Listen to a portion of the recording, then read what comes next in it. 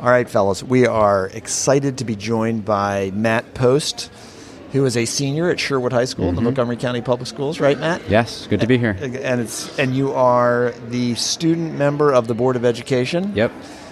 Which is a huge deal. Sure. Very big. Yep. I'm pretty sure that none of the three of us had any such distinction like that in high school, did we? That would be correct. My Board of Education, where I was growing up, wouldn't probably let students into the room, most likely. Well, Matt has been a fierce advocate for kids, for young people in the Montgomery County Public Schools. We're really happy to have you on. Thanks for joining us. No, it's good to be here. And for gun control. Weren't you on CNN? I was on MSNBC. Although I see all the advocacy that I do sort of in the same bucket, which is fighting against policies of violence and fighting for policies of social uplift. So he was on MSNBC, but Ed's Not Dead this is probably as good as you're going to get. He's been waiting for this. Yeah, you have made it. Yeah, you've made it. Okay, so 30,000 feet. What is on kids' minds across the nation right now in our schools? Kids are feeling scared, not only in schools, but on the streets, in their neighborhoods, in movie theaters, in churches. There's a pervasive and depressing fear.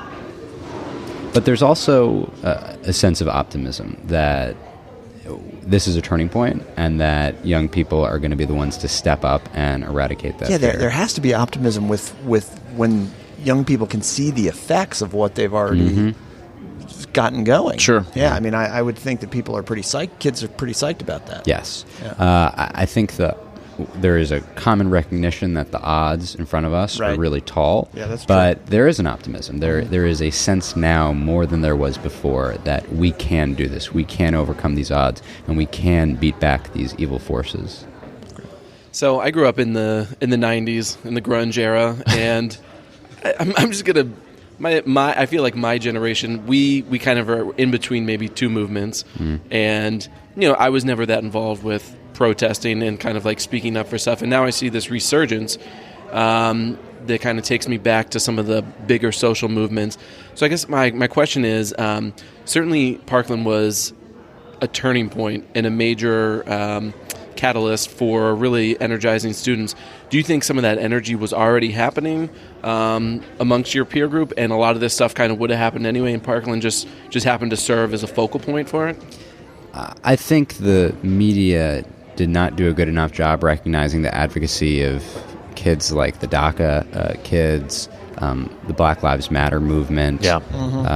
Something that I constantly try to emphasize is that this is not a school safety issue. This is an American safety issue. Yep. And cultural safety issue. Yeah. Yeah, we're just getting started. But this is a broad, multi background effort. We're building a broad coalition. How do you maintain the momentum of the original movement? Because that seems like that's on the minds of a lot of folks on Twitter, where it's like you had the initial shooting, you had walkouts and protests in the next month. How do you do that? What are your thoughts on how that proceeds? We're just not going to shut up. That's helpful. We're going to keep marching. We're going to keep speaking up. We're going to keep walking out. And on November 6th, 2018, which is 199 days away, we are going to show up and make our voices clear, hopefully, for the last time. I think that will be that election day will be very telling as to how this movement is going to translate into political change, right? Are you seeing a lot more kids that are interested in voting than you had in the past? Or? Definitely. Yeah.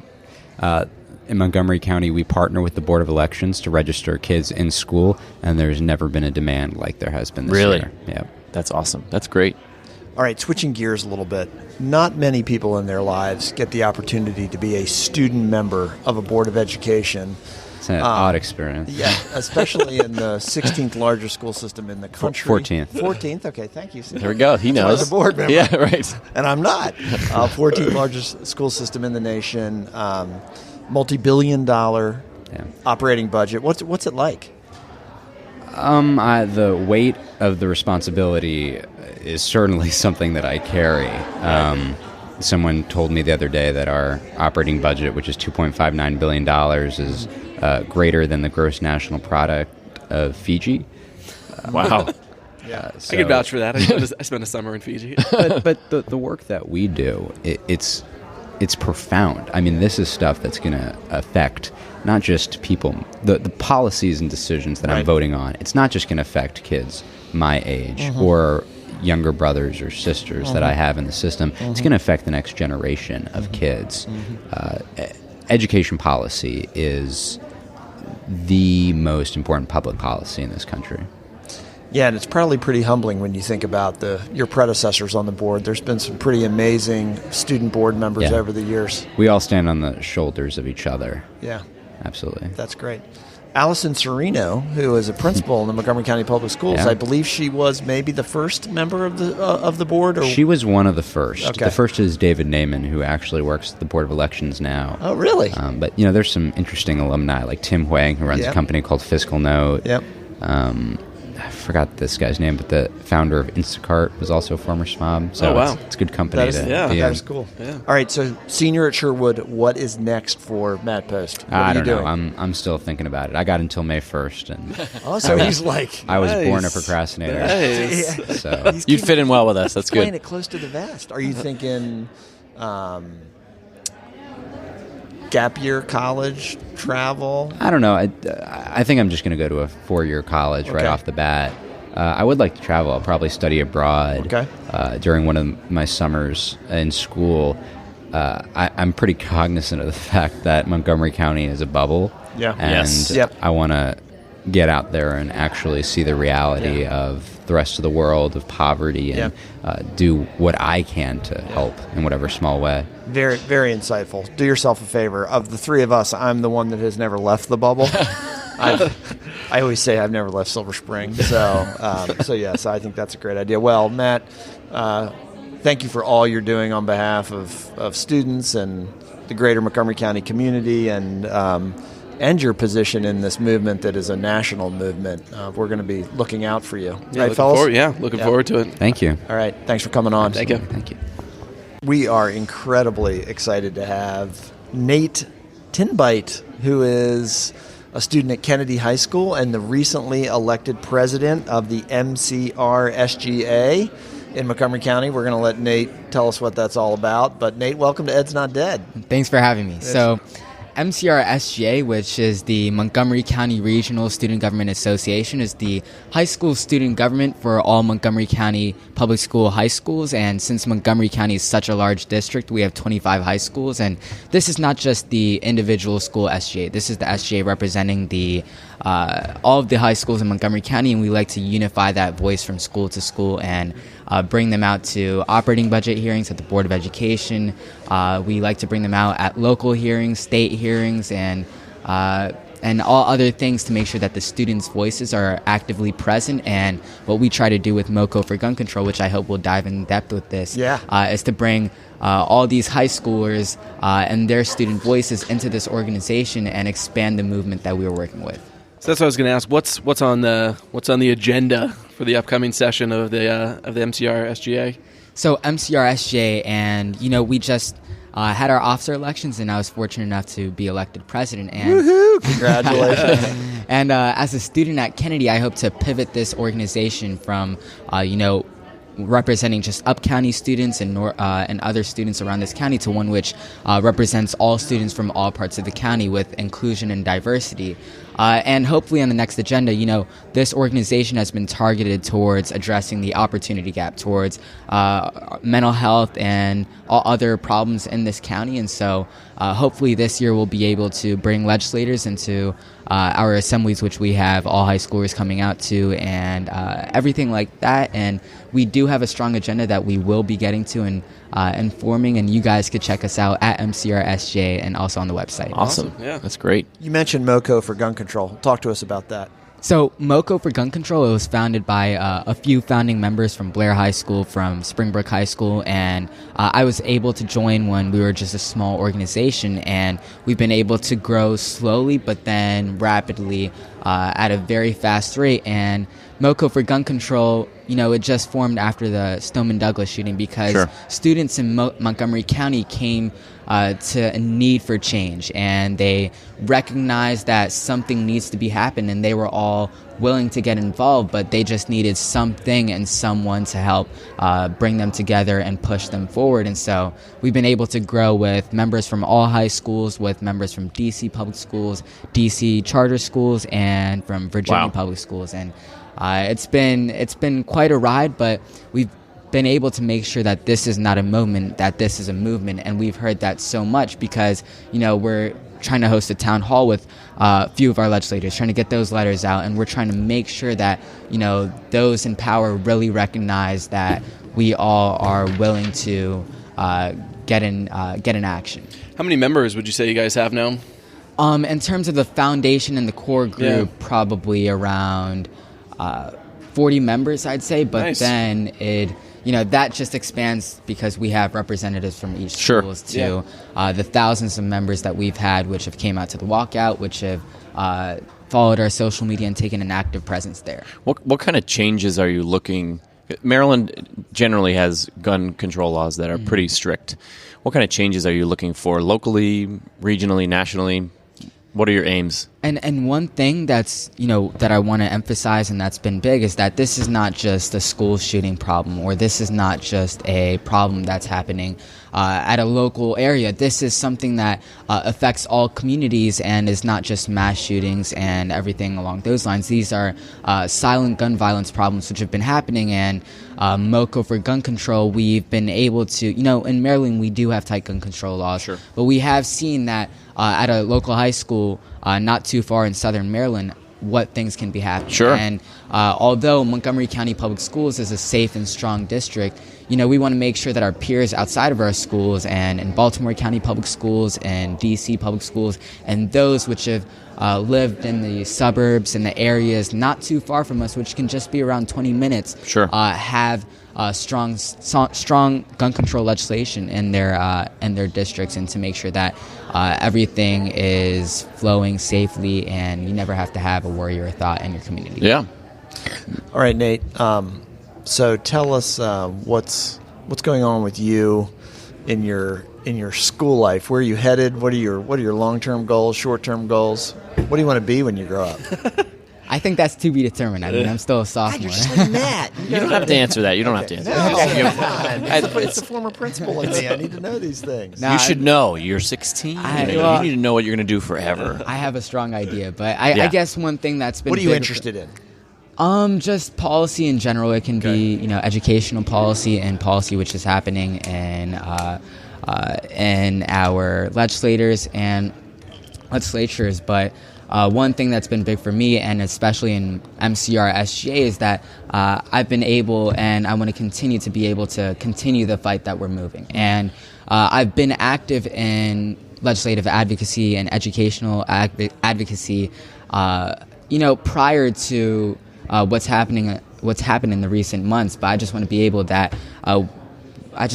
to attain all this strength that we've been able to hold, and to make sure that we continue moving forward with the momentum that we still have. So I guess in terms of what I want to do in the future, I think that's to be determined. I'm still a sophomore. Do you feel like this movement has changed your trajectory in a significant way? It definitely has. I mean, being able to speak on the 14th alongside Nancy Pelosi, Chuck Schumer, big time. Yeah. all those big national legislators has definitely changed my perspective on advocacy in general, and seeing it was just touching to see all these people come out here to listen to us and to speak alongside us. But I think that this is a time where we just need to come together, and this is something that I hope we can continue to move. Nice. So Nate, before we let you go here, plug all your social media. Yeah, come on. For everyone out there. My Insta, my Snapchat. Well, I think I'll keep out Snapchat, but my Insta, Don't tell us your Snapchat. my Instagram and my Twitter is Nate Tinbite, NateTinbite, and you can check me out on Facebook. Awesome. Thanks so much Nate for having me. Tinbite, thank you so much for coming on, and all the This best. is great. Thank you so much. Thank you. Great Thanks, to be Nate. here. All right, guys, we are excited to be joined by Emily Dohler Rodas. Emily and I have a unique connection. Go into it. You want to talk about it, Emily? Well, you were my principal for about like 2 or 3 years, right? Yeah. Yeah. At Strathmore Elementary School. Was that when he had a green tooth implant? Yeah. Yeah. I swear, I was a little kid. I didn't know. I was like, wow, that's cool. For our listeners, Robbie is a prolific gum chewer.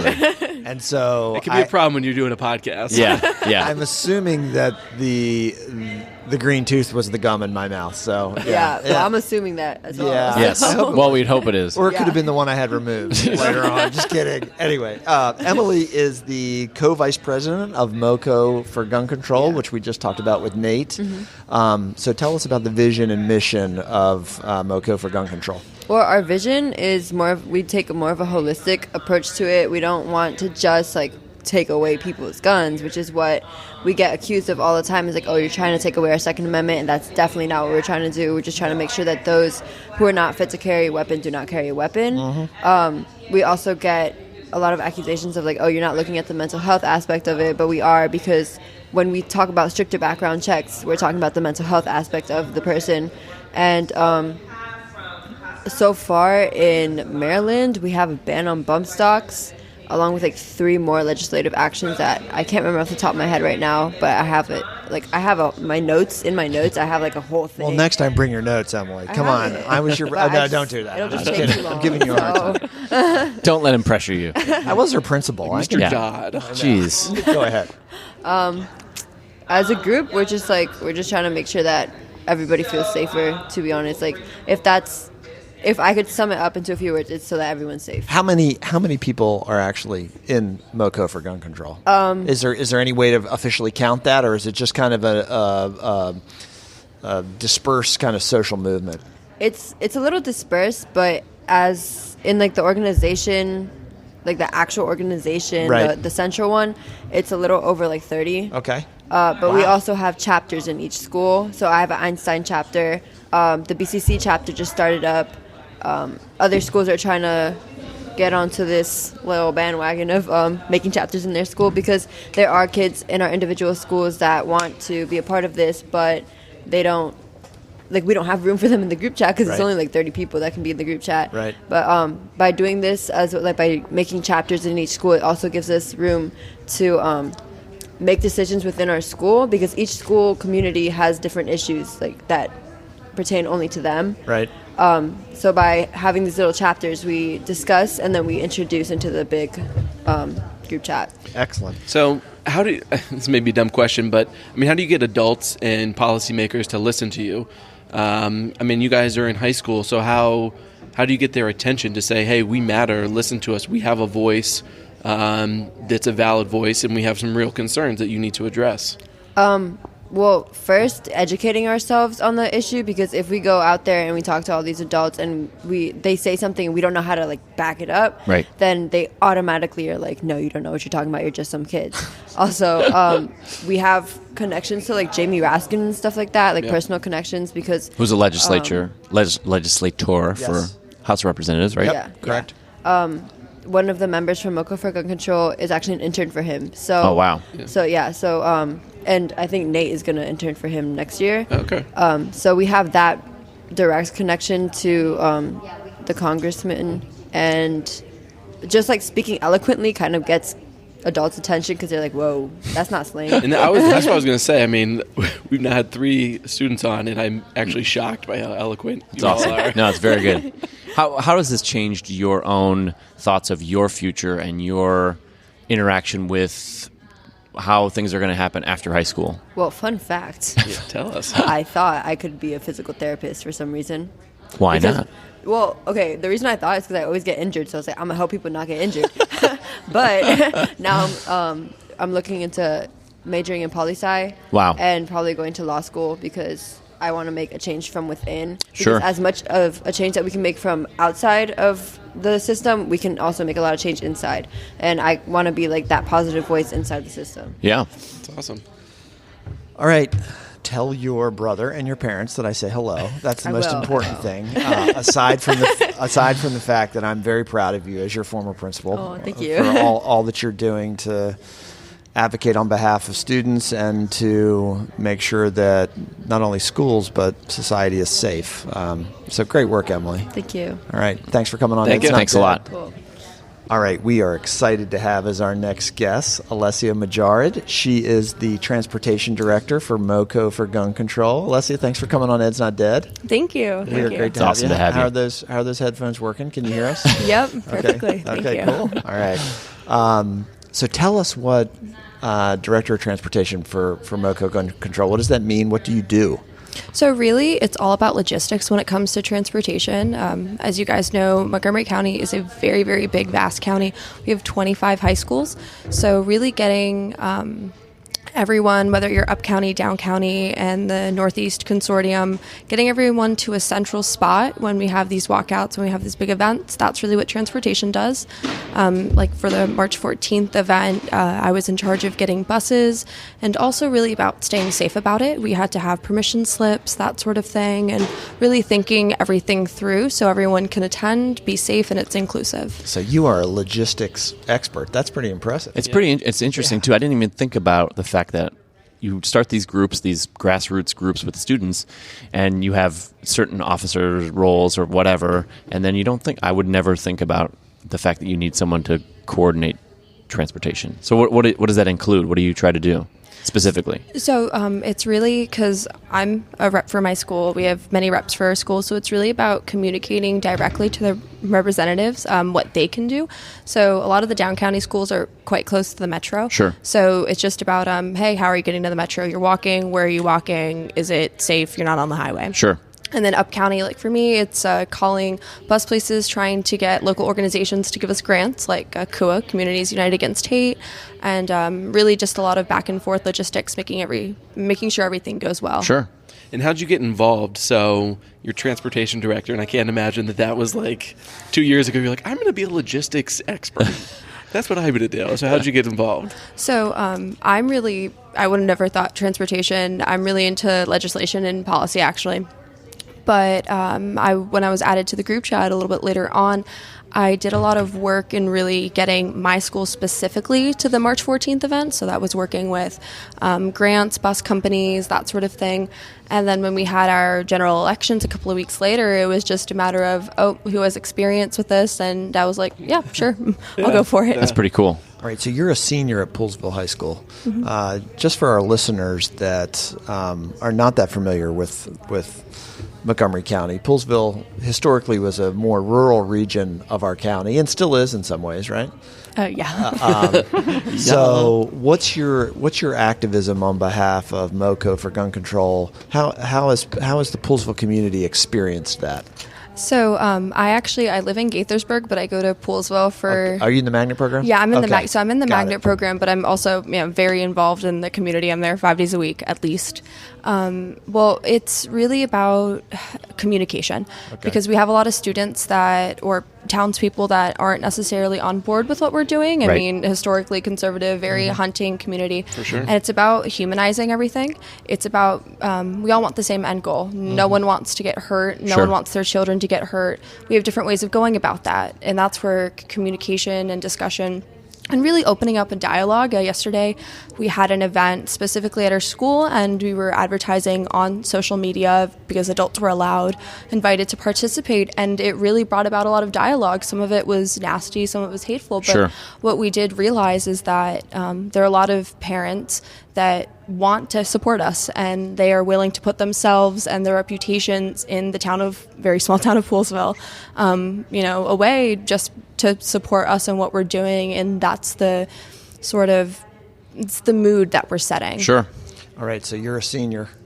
What's next for Alessia? So what's next? I'm actually committed to Indiana University at Bloomington. All right. Yeah, so all the way in Congratulations. Indiana. I'm going for the Kelly School of Business. Wow. So Renowned. all the way. Yeah. It is. Yeah. So that's what I'm going for. Business has sort of been like my job, my career, what my dad's wanted me to do my entire life. So I'm excited to do that. But what I've come to learn, because I was considering switching to University of Maryland, leaving business behind, going into public policy, which is my passion. But what I've noticed is that Maryland, the DMV area, we've really have that grassroots activism already, and we need to spread that out further across the country. Sure. Because it's about, it's not, Maryland's not the only state in the United States. And so I hope to go to Indiana, get my business degree, and really start some sort of grassroots organization there, civic engagement among students. Sure. Who knows? They have a few, I think. They're actually an open carry state, so we have some work Quite to do different. there. Yeah. It's But some social entrepreneurship, that business background, that'll get you ready. Absolutely. A lot of the skills I have because of work in business have actually helped greatly, especially with logistics, Great. thinking everything through. All right. Well, best of luck in the future on behalf of the boys. Ed's Not Dead. Spread the word about our podcast. We want to get that younger Generation Z listening to us. Where can people find you on social media? So I'm on, if anyone uses Facebook, I'm on Facebook. I'm on Instagram as well, but really the best place to find me is Twitter. My handle is AA Modjarrad, Modjarrad. If anyone wants to follow me, I do a lot of my activism there, trying to spread the word about different issues internationally, locally, like that. Yeah. Awesome. All right. Best Thank you. of luck. Thanks for No, coming Thank you so much for coming on. Thank you. Welcome back to Ed's Not Dead. Fellas, this has been pretty incredible experience. Sure has. Being at the Maryland PTA Diversity Conference. What are your thoughts on what we've learned today? The kids were incredible. They were so good. Yeah. I didn't know what to expect coming into the conference, just because I've never been to this, and we weren't sure how available people were going to be, but they're very accommodating, and the different voices that we got today were just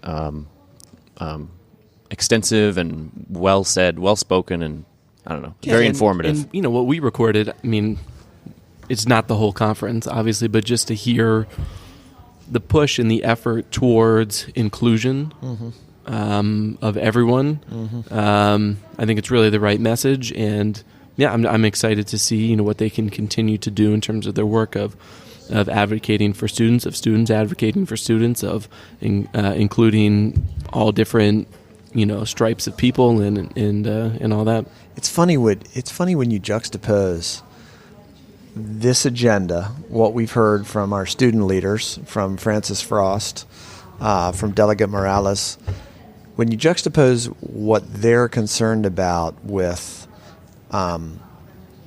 what a part of the country acts like is not happening, it's pretty amazing. I mean, if you listen to the current administration or just other voices on the other side of the political aisle, you wouldn't know that any of these things are affecting kids in schools in Maryland or across the nation. Well, because all they do is pivot the argument to something that, like, put arming teachers, for example, or they want to put up barriers to schools or things like that, things that pivot the argument away from actually supporting schools and supporting kids and doing it in a different way that's not giving people more guns, for example.